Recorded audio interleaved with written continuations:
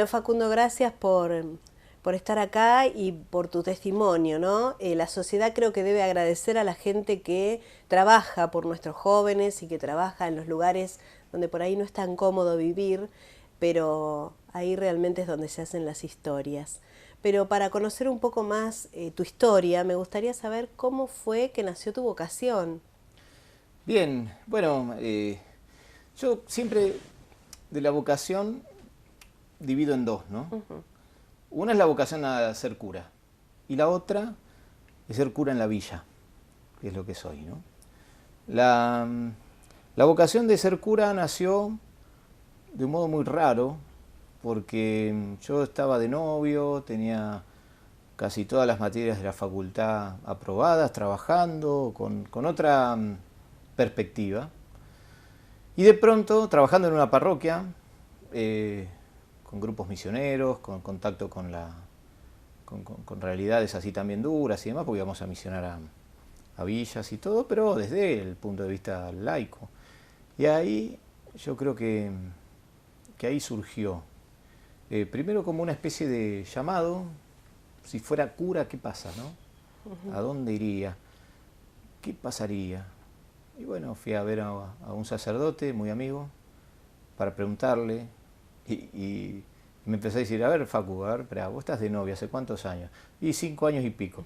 Escúchame, ¿cuántas materias te falta para recibirte? Nada, 6 materias. Bueno, ¿sos hijo único? Sí, soy hijo único. Eh, ¿Estás trabajando? Y muy bien, en bancos y todo. Bueno, mirá, me dice, ¿ves esa puerta por la que entraste? Volvé a salir. Me echó fli, me echó fli. ¿Vivías Pero dónde en esa época? en Almagro. Ah, ya en Yo Buenos ya estaba en Aires. Buenos Aires, porque claro, mi vida pasó por Corrientes, por Curuzucuatián en la infancia. Y después volvimos en el 86 y yo retomé la secundaria acá y después la universidad. Un pibe normal, un pibe de barrio, ¿Qué un pibe estudiabas? común para contador público.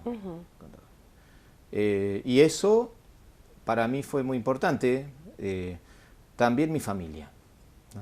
O sea, a ver, yo empecé a ir a una parroquia porque me gustaba una chica, Claro, lógico. típico. Y entonces comenzamos a salir, qué sé yo, y estuve muchos años con ella. Bueno, y la vocación surgió, yo creo que de ese modo, misteriosamente. Si hoy me preguntás por qué soy sacerdote, no tengo una respuesta adecuada, una explicación. No, no. ¿Viste esas cosas que quedan en el misterio y que son parte de un tesoro que uno tiene y que sabe que ahí hay algo? Y que misteriosamente surgió esto y se va perfilando con el tiempo.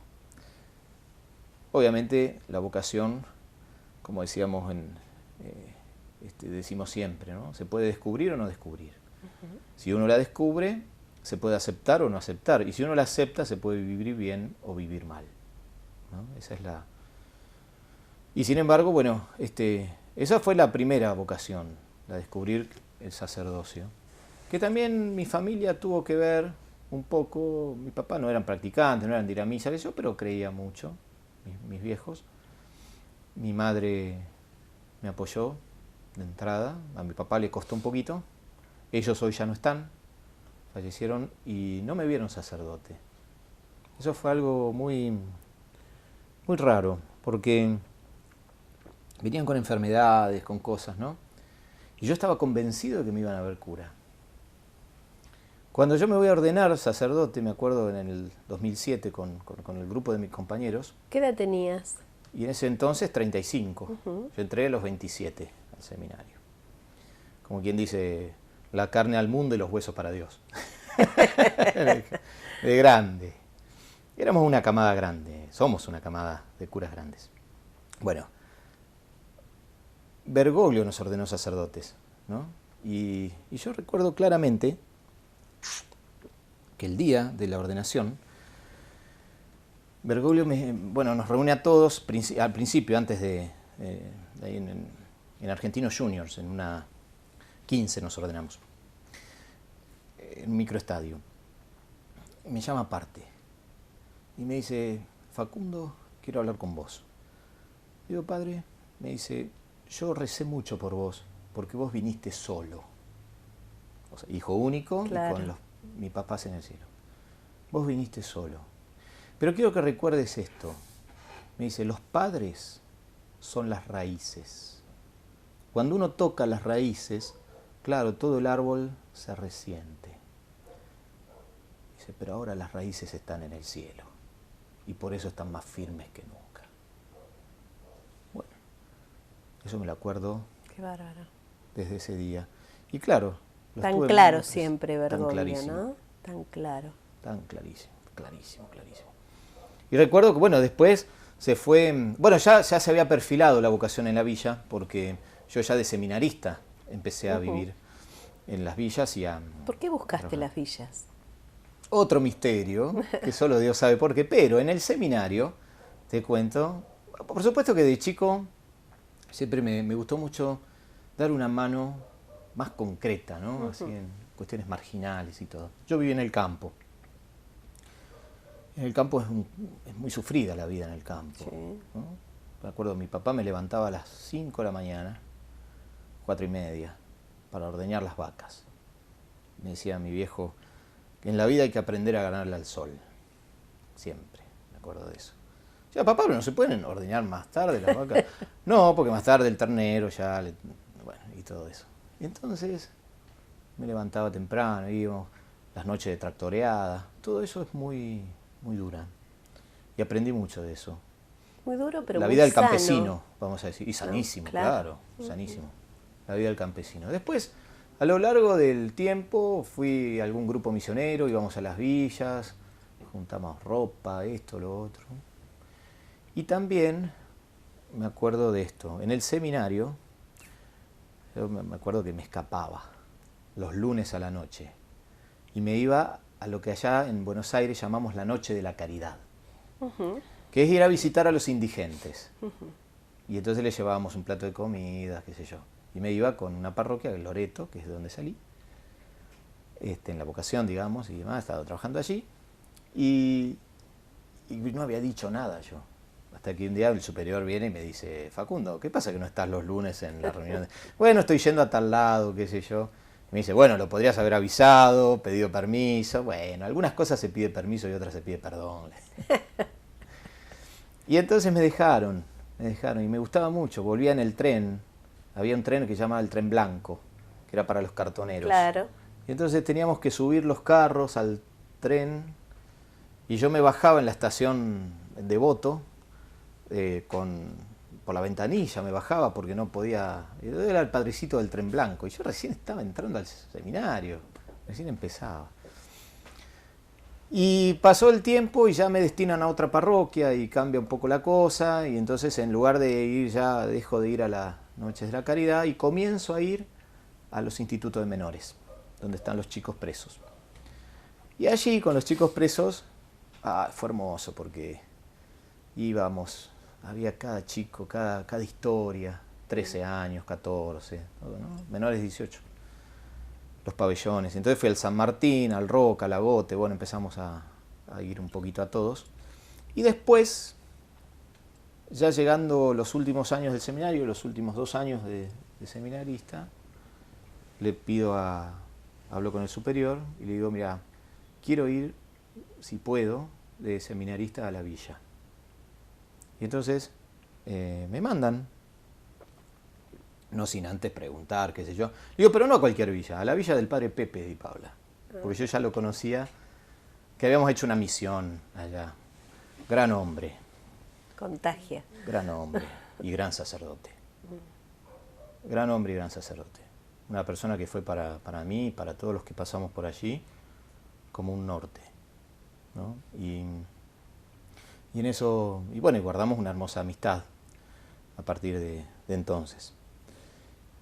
Y entonces, en definitiva, en el seminario hice lo que quise en cuanto a obras de caridad. Y todo eso fue picando y empecé a ir a las villas.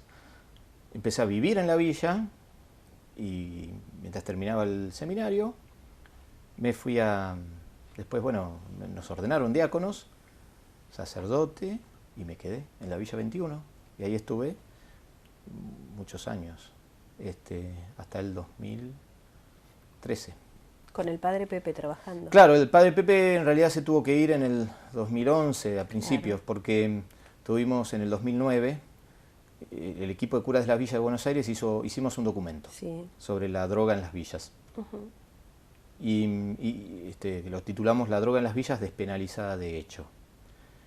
Y tuvimos unos problemas porque comenzaron las amenazas de muerte y todo ese tipo de cosas. Que obviamente derivó en la amenaza al padre Pepe. Igual así se quedó 2 años en la villa él. Nosotros estábamos ahí, éramos 4 curas. El padre Juan, el padre Charlie y yo. Y por supuesto con Pepe, ¿no? Y bueno, pechando la situación y adelante con todos los trabajos que teníamos, que era muchísimo. Hogares, comedores, Y la escuela de gente los oficios, protegió todo. muchísimo, Sí, la gente de la sí, villa. no, la gente, mirá, Es increíble. uno es cura gracias a la gente. Uno agradece al seminario, agradece a la iglesia, agradece todo. Pero se va haciendo sacerdote gracias a la gente. Y yo siempre digo,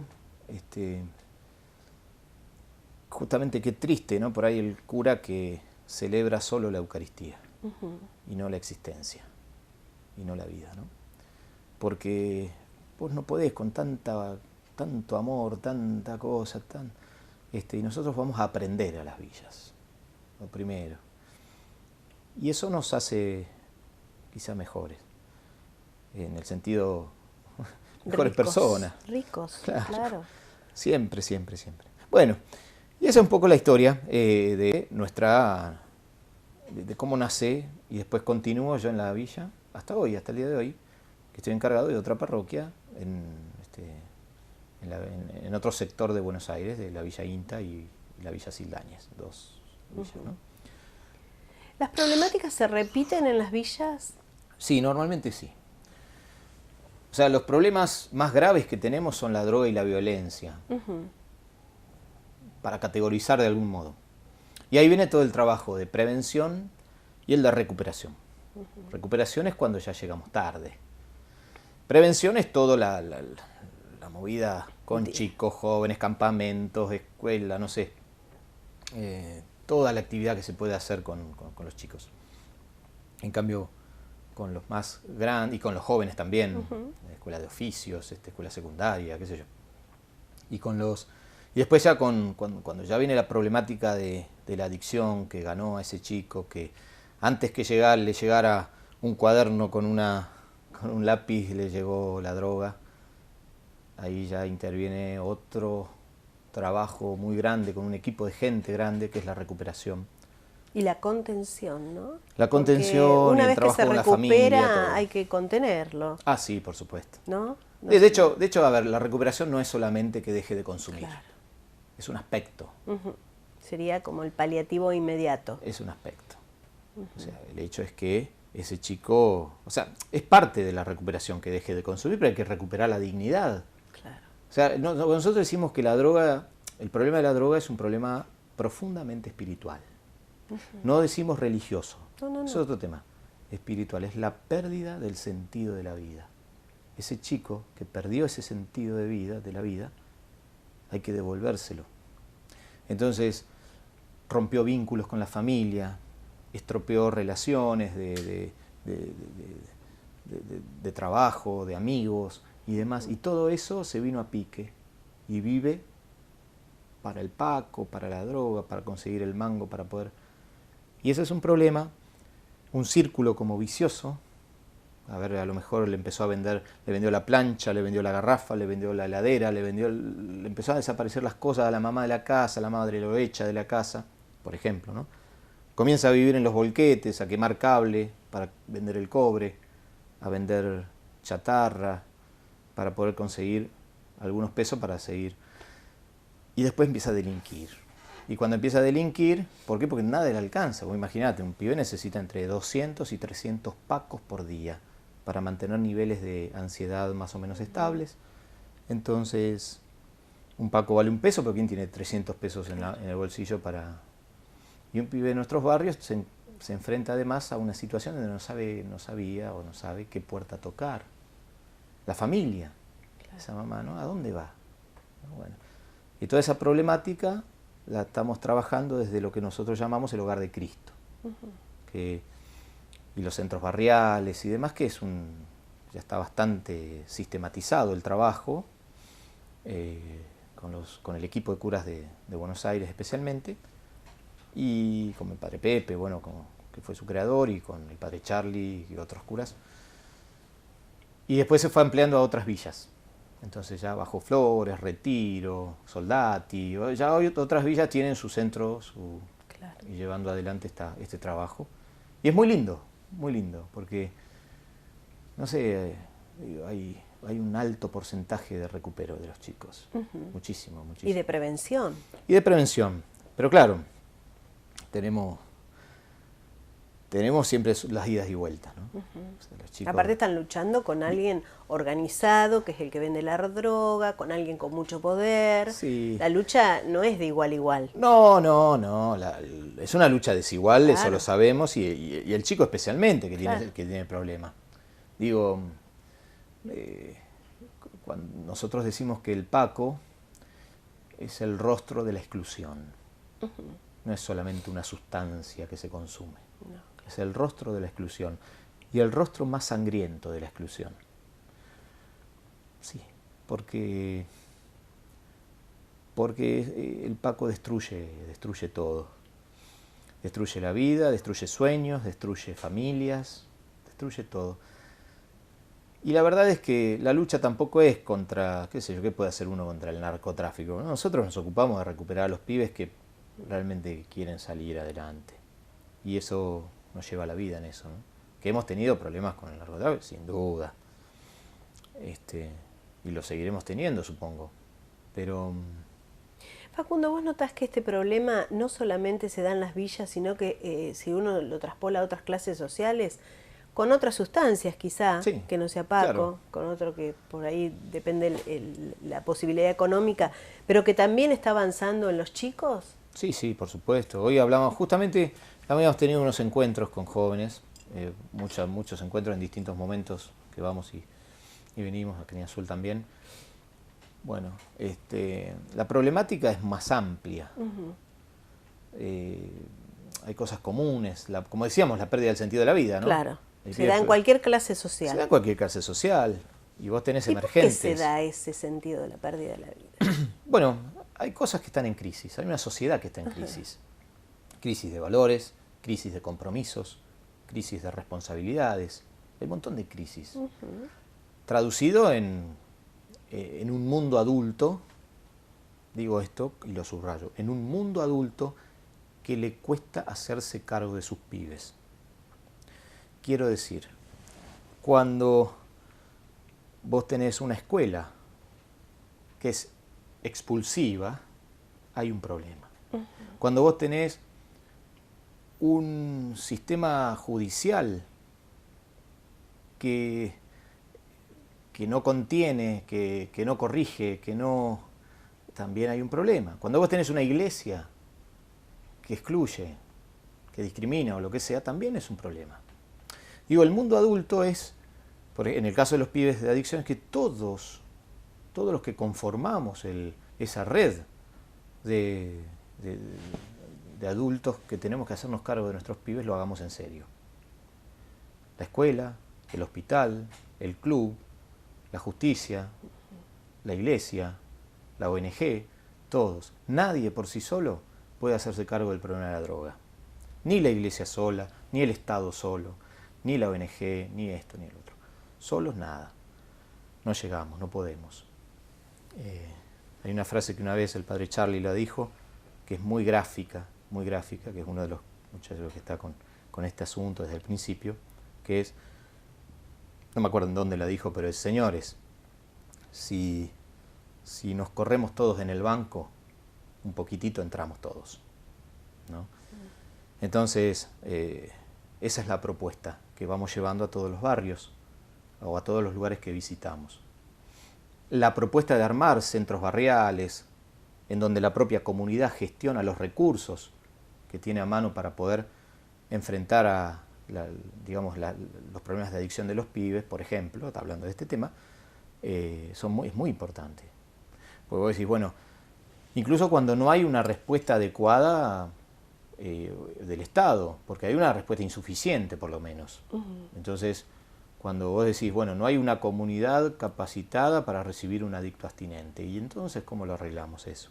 O, qué sé yo, no todas las comunidades terapéuticas responden de la misma manera. Vos imaginate, un chico que tiene que se paquea, a lo mejor tiene otros problemas que le van surgiendo, psiquiátricos. Claro. Surge trastorno bipolar, surge esquizofrenia, depresión, paranoia. Eso también hay que tratarlo, y no se trata de la misma manera. Claro.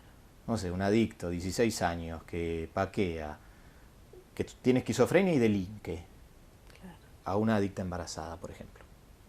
Bueno, entonces hay que hilar fino y el trabajo es cuerpo a cuerpo. Eso es tremendo. Y sabemos que la batalla la tenemos, entramos con menos 20, ¿no? Claro. A jugar este partido. Pero entran. Pero entramos. Eso es lo importante. No nos quedamos al margen, claro. Uno que salven es ganado. Sí, por supuesto. Facundo, ¿por dónde entra la droga en la sociedad? Y hablo en la sociedad en general, no me refiero quizá a las villas solamente, ¿no? Porque a mí me parece que es un flagelo que nos está como atravesando a todos, ¿no? Entra primero por esto de no encontrarle sentido a la vida, por los sentimientos, por lo emotivo. Pero primero busco refugio, ¿dónde? ¿En el alcohol? ¿Sabes qué pasa? A veces, claro, cuando perdés el sentido en hay problemas en la familia, problemas que la familia no está, problemas que la escuela no te responde. Bueno, entonces hay una junta, hay una previa antes del boliche, hay un baño en el colegio, hay una plaza, un banco en una plaza. Hay lugares en donde nuestros jóvenes tienen a mano la droga. Y normalmente comienza fumando un porro. La primera puerta, prácticamente es eso. Después comienzan otro tipo de drogas que van probando, que depende de la capacidad económica que tengan también. La capacidad económica, quién se la ofrece, quién no la obtuvo, no sé, las pastillas mezcladas con la cerveza, con esto, con lo otro. Todo eso, y después van pasando, que alguien le hizo probar un nevado, una pepa, no importa las sustancias, pero cocaína, bueno. Y todo eso se va haciendo como un tobogán.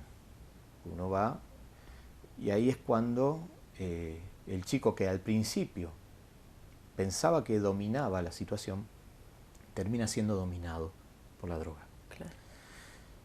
No importa tanto la sustancia, porque no puede ser una, puede ser otra, pueden ser varias.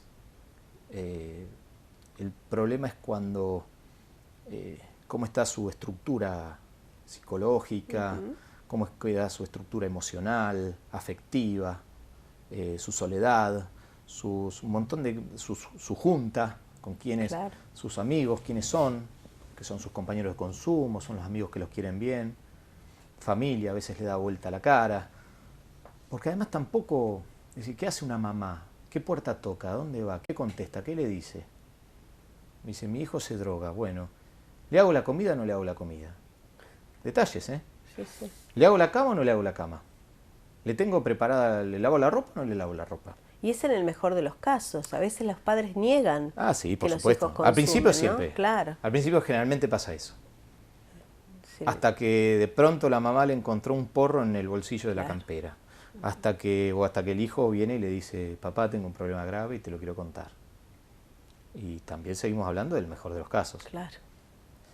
Hay otros casos que se empiezan a dar cuenta porque hay cosas distintas, actitudes distintas en casa. Está duro, ojos vidriosos, cosas, ¿viste? Cosas que van marcando que hay síntomas que no estás como siempre. ¿Qué pasa? Por eso los padres tienen que ser desaparecen tan cosas en la observadores, casa. ¿no? Tan observadores. Claro. Y hablar mucho, dialogar mucho con los chicos. ¿Hay un mayor consumo de alcohol en la sociedad en general? Y no me refiero solo a los chicos. Sí, bueno, en general sí, el alcohol prolifera mucho y también genera estados de euforia y demás que los chicos hoy, yo no sé, en mi época, digo en mi época para decir, cuando yo iba a bailar, era joven y entonces no había previas. Uno se juntaba con los amigos y se iba directo al boliche, que tampoco abrían a las 3 de la mañana. Era mucho más temprano. Era todo mucho más... La previa era la ansiedad de ir a bailar. Bueno, o las ganas. A comer unas claro. pizzas, qué sé yo, pero irnos. Las previas ahora son sí o sí. Son condición para ir a bailar. La previa viene con bastante regada, muchas veces. Entonces tiene que estar el papá, la mamá, ¿viste? Alguien tiene que, bueno, hagan la previa en casa, que entonces están ahí mirando. Digo, eso es importante, pero a veces hay, qué sé yo, previas en una estación de servicio. En el bar de estación, está bien, en el bar de estación por eso no se vende alcohol, gracias a Dios, pero poner en una plaza. Pero en las casas en cualquier lado. Es como que uno acepta esto, sí, claro. ¿no? Es una aceptación generalizada y va subiendo. Digo, no es tan mal que haya una previa en el sentido de fomentar la amistad, fomentar, está bien, y ver quiénes son los amigos de mi hijo y qué sé yo, qué sé cuánto. Eso está bien. El tema es cuando uno se va dando cuenta que eso ya va pasando digamos, de nivel. ¿Cómo hace un papá para ponerle límites a un hijo cuando la sociedad en su conjunto acepta ciertas conductas como normales? Sí, es muy difícil, eso es muy difícil. Yo creo que primero con el ejemplo. Yo creo que nada suple el ejemplo de laboriosidad, de compromiso, de estar presente. Eso no lo suple nada.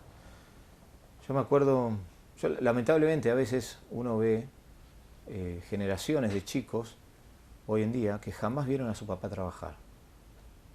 Tienen el plan, tienen esto, tienen lo otro. Y eso es tremendo, terrible. Porque el hecho de ver a su papá o a su mamá deslomarse para ganar, o sea, transpirar la jornada, para justamente llevar el mango a casa, eso es algo que queda impreso en el corazón de un chico, ¿no? Creo que es eso, el ejemplo en primer lugar. Y después el diálogo. Y el diálogo con los chicos es imprescindible. ¿Tenemos el problema con los jóvenes o con los adultos? Con los dos. Jóvenes que a veces, al no encontrar tampoco una respuesta en adultos que, superados por las dificultades, por el trabajo, por las problemáticas actuales, que no llego a fin de mes, que esto, que aquello, y que además o llego cansado a casa y prefiero mirar la televisión y no dialogar con mi hijo, bueno, entonces ahí se va dando las dos cosas y eso va creando un vacío en la persona que la va haciendo optar, pienso yo, por una u otra cuestión que tiene que ver a veces con evadirse de ese mundo que lo rechaza, que ese mundo que no lo toma en cuenta. Ese mundo familiar, ese mundo social, ese mundo escolar, que no lo toma en serio. Y entonces comienzan los problemas, ¿no? Yo no quiero estar en este mundo, que no me acepta. Yo quiero estar en un mundo que me acepta, que me escucha. Los jóvenes hay que escucharlos mucho, con lo que dicen y con lo que no dicen. Un tatuaje habla, por ejemplo. Una actitud habla, ¿no? O sea, no necesariamente es el WhatsApp, el Facebook y la comunicación, pero la comunicación, los jóvenes viven comunicándose. Viven comunicándose de una y mil maneras. Cómo se peinan, cómo se visten, es decir, todo habla.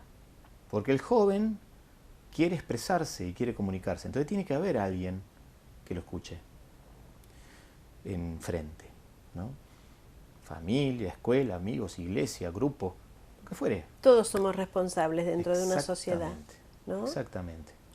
Y bueno, en eso estamos. Tratamos que justamente como decíamos, que el mundo adulto se haga cargo de nuestros pibes, ¿no? Que todos nos hagamos cargo, nos incluimos todos. Facundo, ¿qué pensás vos cuando algunos políticos hablan de bajar la edad de imputabilidad, de inimputabilidad? Sí, bueno, es una locura, ¿no? Parece que no está... Es una locura para cómo está el sistema preparado en cuanto... El sistema no está preparado para... Por eso digo, ¿no? chicos. Porque Mirá, si fuera que se van a recibir chicos y se van a reeducar, quizá sería favorable. Yo te digo, pero... yo durante mucho tiempo visité los institutos de menores, como te contaba, y la verdad es que me encontré con panoramas bastante desoladores en cuanto a pibes tirados en la cama, pibes que no hacen nada durante el día, no son reeducados. Apenas un taller de todo eso no sirve. No, claro. O sea, si yo voy a bajar la edad de imputabilidad de los chicos, bueno, por lo menos tengo que tener pensar en tener un programa de, no sé, de reeducación en algún lugar. Sí. Pero tampoco pasa con los grandes, los adultos. Yo digo, una cárcel como la cárcel de Devoto, que tiene 2.000 internos, cuando entran 800, no sé, por decirte, bueno, hay un problema. Bueno, es la sobrepoblación de las cárceles. Bueno, ¿y cómo nos hacemos cargo de eso? ¿O de qué modo? Las condiciones en las que viven muchas veces los presos. Entonces, a veces se trabaja mucho desde un escritorio. Esto es así, tendría que funcionar. Claro. Bueno, tendría que funcionar, como la despenalización de la droga. Proyectos o gente que ha propuesto eso, que vos decís, bueno, está bien, pero empecemos a hablar por los primeros capítulos del libro y no por los últimos. Porque si vos me decís que hoy el Estado tiene un sistema de inclusión, de trabajo, comunidades terapéuticas adecuadas, para que entonces los jóvenes que están en consumo puedan, bueno, hablemos de lo que quieras, o demos el debate. Pero cuando ni siquiera existe, como dije antes, una sola comunidad capacitada para recibir un adicto abstinente, ¿qué hacemos? O sea, estamos hablando de otro país. Una entelequia, claro, estamos hablando de medidas así como unitarias que no tienen un correlato por lo menos con la realidad, claro. ¿No? ¿Y qué significa despenalizar? Digo, despenalizar es un término vago para hablar de legalizar o sea, hay otros términos que lo definen mejor. Pero estamos hablando de lo mismo, ¿no? Claro. Estamos hablando de lo mismo. Yo creo que ese debate hay que darlo. Me gusta esto que decís, estamos hablando de las últimas páginas de un libro. Las últimas páginas. Es una realidad absoluta. Sí. ¿Qué te pasa a vos cuando ves delinquir a chicos jóvenes que quizá algunos los conozcas y que la sociedad los condena y si los pudiera ejecutar ahí los ejecuta, ¿no? ¿Qué les pasa a ustedes que están a diario trabajando, que están tratando de que ese chico no llegue a eso? Sí, por supuesto hay mucha... Mira, te agradezco la pregunta porque además me ayuda a aclarar algo anterior. O sea, el adicto es un enfermo. ¿Sí? Es un enfermo. Y no hay que criminalizar al adicto. Esa es la base del supuesto de la despenalización o legalización de la droga. Lo que pasa es que ahí nosotros ya empezamos a tocar algo más fino, ¿no? O sea, a hilar un poco más fino. Cuando hablamos de qué, bueno, fenómeno, ¿por qué comunidad terapéutica lo recibe? ¿Cómo? Y hoy no hay, es muy difícil. Entonces, digo, esta aclaración es importante. Después, por otro lado, cuando nosotros vemos a nuestros pibes, los pibes que pasaron por la catequesis, los chicos que fueron exploradores, los chicos que estuvieron en la escuela de fútbol, los que hicieron esos pibes nuestros, que después de un tiempo cayeron por X motivo en la adicción, en la delincuencia, en algún lugar que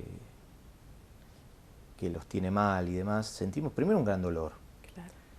Una sociedad que no solamente excluye a ellos, excluye al otro, al tipo normal, al que estudió la escuela de oficios, pero que cuando va a pedir un trabajo no puede decir que vive en la manzana 4, casa 23, por ejemplo. ¿Por qué? Y porque si vos vas a una entrevista laboral y te ven que es la manzana 4, no sé cuánto, vos vivís en una villa. Claro. Sí, como no, te vamos a llamar, mucho gusto. Y a nuestros jóvenes, los que no están en la joda, los que no están en la gilada, como dicen ellos, también se los, entre comillas, discrimina. En ese sentido. Pero también como hago yo, si uno de esos jóvenes mata a mi hijo que está estudiando, Sí. Digo, ¿cómo compatibilizo esa grieta en la sociedad que se está abriendo cada vez más entre estos jóvenes Sí, sí, sí. que quizá, No, a ver, bueno. Digo, es lo que vos decís, es verdad, la discriminación existe, en todos los ámbitos existe, no la podemos negar. Pero digo, la sociedad, ¿cómo puede hacer para que nos podamos integrar más? De que no esté esa separación tan grande. Bueno, la propuesta nosotros ya lo planteamos hace ya varios años, 2007. Una palabra usamos mucho que se llama integración urbana. La villa tiene mucho para ofrecer. Mucho, mucho, mucho. Solidaridad, expresiones de valores. Decíamos poníamos algunos ejemplos en ese documento, donde comen 10, comen 12, y todo ese tipo de cosas que se dan en nuestros barrios, en la villa, y que a lo mejor no se da en la gran ciudad. Gente que vive en el 6º piso que no conoce quién vive en el 4º, Seguro. ni el nombre. Y así, bueno, en la villa es más pueblo en ese sentido. Todos nos conocemos, somos más. Bien. Eso no quita la responsabilidad del que actúa mal, sea en la villa o sea en cualquier lado, por un lado. Lo que sí está mal, y yo creo que es un pecado, en el sentido más fuerte y con todo el peso que tiene esa palabra, es identificar la pobreza con la delincuencia. Eso es un pecado. Por ser pobre no sos delincuente, ¿no? Otra cosa es que la delincuencia de algún modo esté ahí o en el hacendado que tiene 40.000 hectáreas y que, no sé, dibuja un balance para presentar en la AFIP.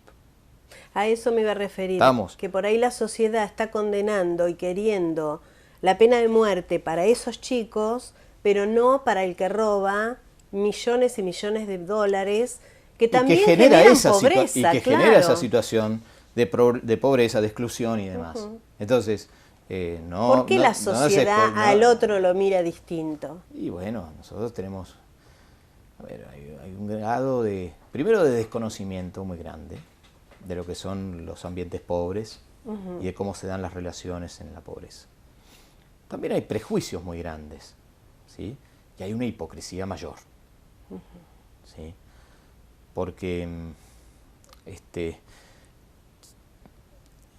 uno cuando dice la villa, la palabra villa en sí mismo no aclara nada.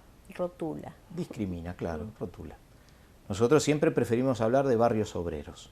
Claro. Porque ahí está la empleada doméstica, el empleado, el obrero de la construcción, los oficios, el que limpia vidrios, el que barre la calle, el que, no sé. Digo, ¿y por qué no salir algún profesional? No, bueno, ¿no? Los oficios comunes, y también está todo ese cúmulo de jóvenes y de gente que trata de salir adelante. Mira, nosotros tenemos un montón de chicos que están estudiando en la universidad.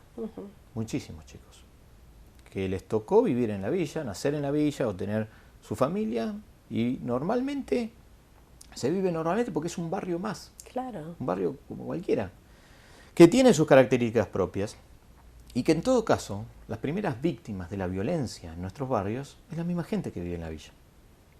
Es el papá que se levanta temprano, que tiene que ir a la obra con el bolsito, con las herramientas, en la obra no se la dan y lo roban en el camino, lo que sea. Entonces, cuando hablamos de estos bolsones de pobreza o qué sé yo, qué sé cuándo, nosotros tenemos que tener bien claro que estamos hablando de un 90%, por poner un porcentaje, de gente honesta y que se gana su jornada con esfuerzo, todos los días. Que también hay delincuencia, sin duda, como la hay en otros lados, claro. Nada más que no se visibiliza demasiado, ¿sí? Pero claro, como es delincuencia de guante blanco, tampoco tiene un correlato demasiado, o sea, uno no puede No nos molesta dirigirlo, tanto. claro, no nos molesta tanto, Sí. uno no puede señalarlo tanto. Facundo, para terminar, ¿no? Me quedaría ahora charlando porque realmente es más que interesante lo que decís, pero ¿qué le dirías a los padres especialmente, ¿no? Sí. Porque nuestros jóvenes, yo siempre digo, son el futuro, creo que tienen muchos valores, como vos decías, tienen mucho para expresar, pero por ahí hay un grupo de adultos que en algo estamos errándole, fallando, estamos distraídos en otras cosas. No, entiendo. Uno no tiene fórmulas para esto, Pero pero experiencia sí. mirá, yo digo, a ver, el diálogo es fundamental. Yo creo que una familia se construye en diálogo. Que el diálogo no significa que estén todos de acuerdo. El diálogo es compartir la vida. La discusión es sana. Claro. Y por un lado, los papás tienen que estar atentos a cada situación, cada cosa, ¿no? No para estar cargoseando, pero sí para poder detectar alguna cosita que vaya surgiendo. Nadie nace delincuente, nadie nace con ganas de drogarse, ¿sí? Nadie nace con una enfermedad, digamos, de este tipo, ¿no? Que decimos, que estamos hablando ahora. Al contrario, entonces eso viene y hay que detectarlo en el momento para ver de qué modo se puede ayudar.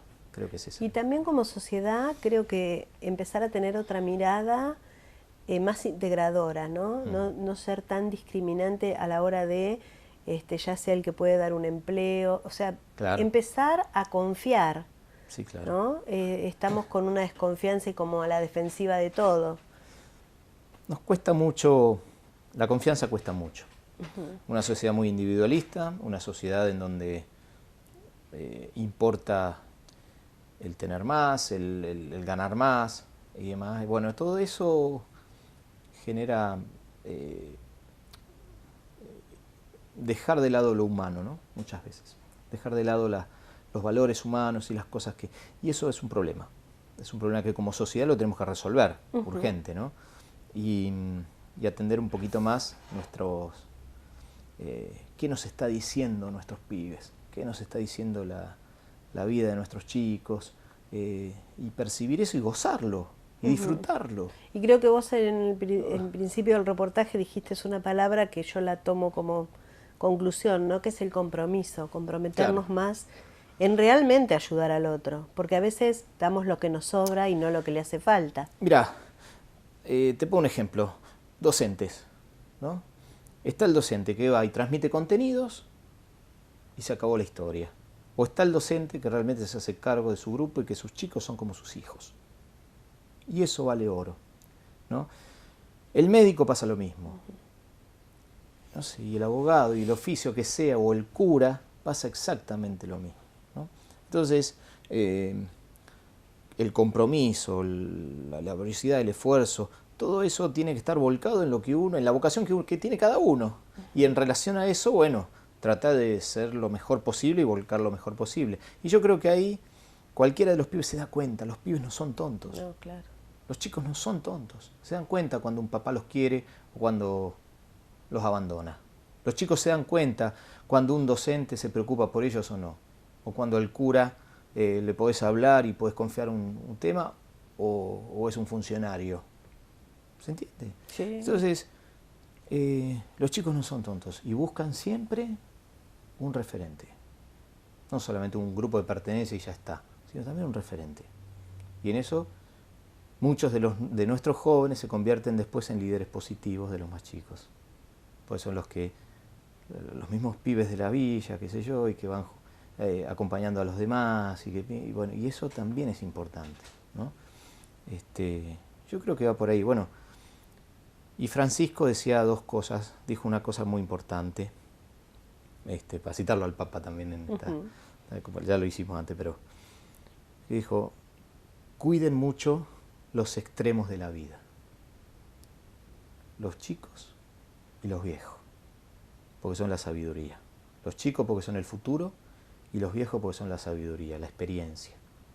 ¿no? La vida hoy, que nuestros pibes puedan compartir cosas con los abuelos, eso es especial. Experiencia es vida pasada por el corazón, es eso, ¿no? Y eso te lo transmite un sabio. Bueno, entonces yo creo que eso hay que estar muy atentos. Facundo, muchísimas gracias y muchísimas gracias por lo que haces por nuestra sociedad. Bueno, muchas gracias. Gracias a ustedes. Muchas gracias.